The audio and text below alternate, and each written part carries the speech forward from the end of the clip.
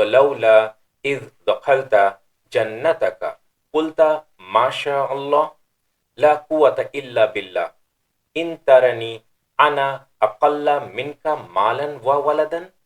Suratul-Kahfi, Surah number 18, ayat number 39. Wa and law is an expression.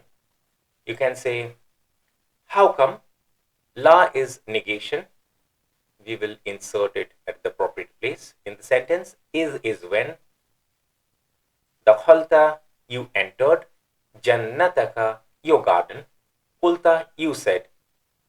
Masha Allahu, Masha Allah.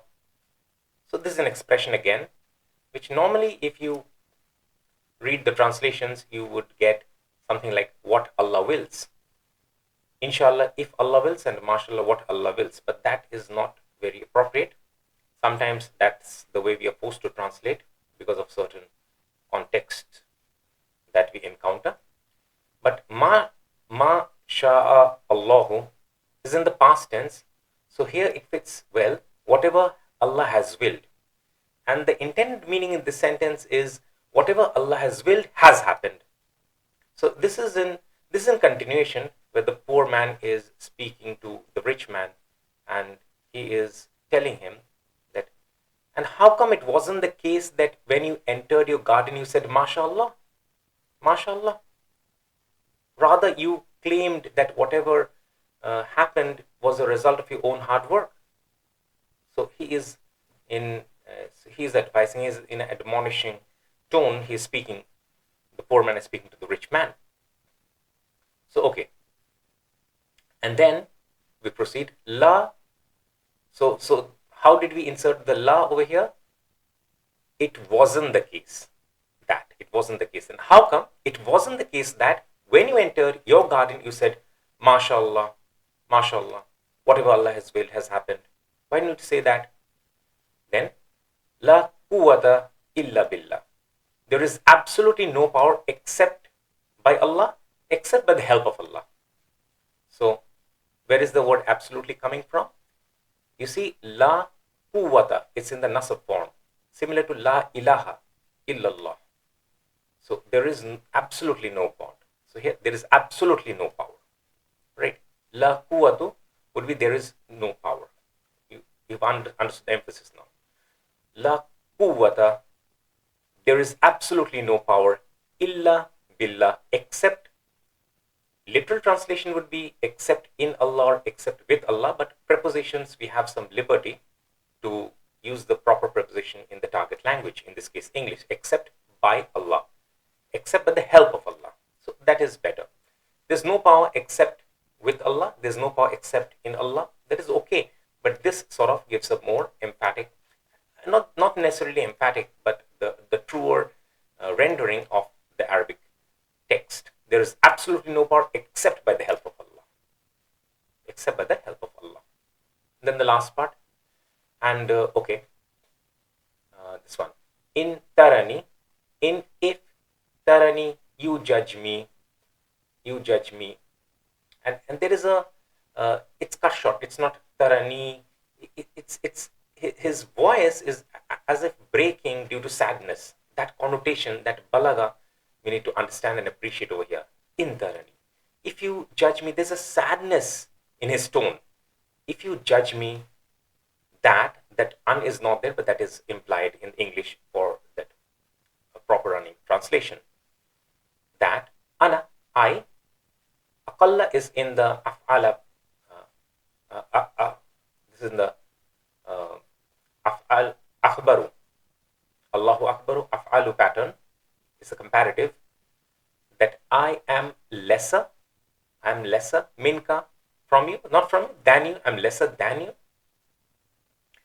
So if you judge me that I am, as perceived by you to be lesser than you, malan, lesser than you in terms of what, right? Lesser than you doesn't make any sense. So comparative requires a clarification. So lesser than you, aqalla, as I said, it's in the comparative, adjective comparative, that comparative, af'alu akhbaru, that same pattern. Malan, in terms of wealth, lesser than you in wealth, wa and waladan, children, sons, Okay, now this is not the accurate translation because waladan is in singular.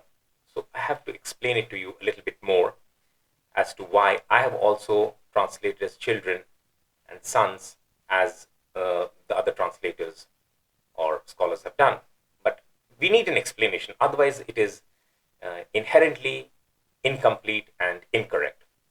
So there is a balagha aspect associated with it. First, we need to understand mal, it's not countable. Wealth is, what do I say? It's not countable. It's not the number of something you have. It's wealth. So that's in singular, but it's a concept. So less than in wealth. Similarly, since malan is being joined through this conjunction, wow, waladan pattern is maintained. But that is the lesser reason. That's not the more important of the reasons. The more important of the reasons, now there is a balagha associated with it. I'll not be able to prove it, but that's my interpretation. You have any other interpretation? Let me know. Just don't say the translators have done so, that's good enough. Or no, that won't work. So so my interpretation is, so this poor man, he did not have wealth like the rich man. We know that from the story. By now, we already know that, and we knew this from before because this story is a very common story.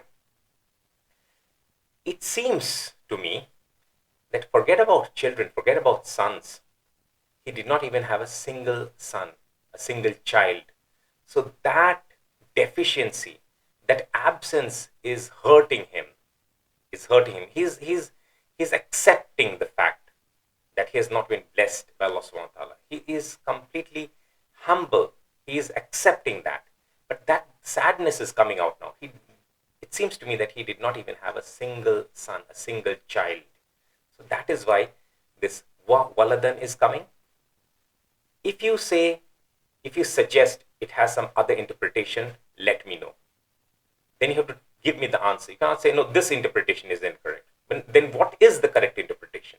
You can't just say that, okay, the translators have done so, they must have some reasoning behind it. No, I don't agree with that. That's not acceptable. So the last part, in tarani, so cutting short of the ni, the attached pronoun, that there is an element of wavering off, and this wavering is because of sadness in this case. That wavering off could be due to any number of reasons, all of which are related to balagha, rhetorics. So if you judge me that I, akalla, I am lesser, ana akalla, I am lesser, I am as perceived by you to be lesser, minka, than you, malan, in wealth, and waladan, children, sons. Now, again, waladan, children is an okay translation, sons is an okay translation. What is the context? Why have I put in brackets the term sons? And for example, if you translate, why are both sort of acceptable? The reason being, we're talking about a field and we are talking about work to be done in the field, in the farm, in the gardens, right? So in this case, the sons are more valuable. I'm not saying in general the sons are more valuable than the daughters. No.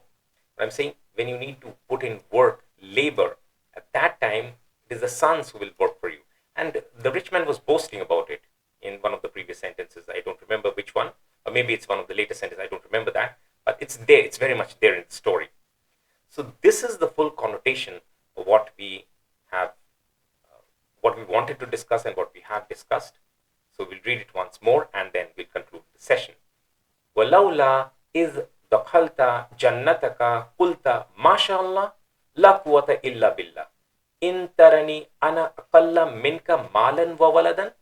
And how come it wasn't the case that when you entered your garden you said, MashaAllah, whatever Allah has willed has happened. There is absolutely no power except by the help of Allah. If you judge me that I am as perceived by you to be lesser than you in wealth and children, sons. Now, you could see, just one more point and add on, that there is a sadness, there is a wavering of that tone, and the sentence itself is incomplete. It starts with if, you're expecting a then, but that's missing. So that will be covered in the next verse. So we'll do that inshallah in the next session.